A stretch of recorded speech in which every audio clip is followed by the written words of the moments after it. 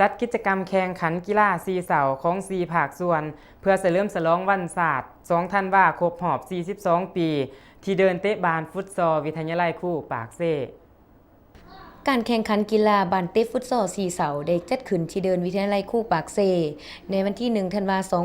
2017โดยการเป็นเจ้าภาพของทีมสาวหนุ่มวิทยาลัยครูปากเซมีทีมเข้าร่วมแข่งขันคือทีมสาวหนุ่มวิทยาลัยครูปากเซพบกับทีมรวมดาราหรือทีมทิพยประกันภัยทีมโทรภาพพบกับทีมการตลาดบริษัทเบียร์ลาวแขวงจำปาสักโดยมีการประเดิมเป็นคันรางวัล1หน่วยด้วยการสนับสนุนจากบริษัทประกันภัยทิพยประกันภัยและอุปถัมภ์เครื่องดื่มจากบริษัทเบียร์ลาวจำกัด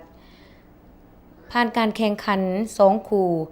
เห็นว่าได้คู่ชิงชนะเลิศระหว่างทีมรวมดาราพบกับทีมบริษัทเบียร์ลาวและสิ่งที่3เป็นทีมโทรภาพพบกับวิทยาลัยครูปากเซผลการแข่งขันครบเวลาทีม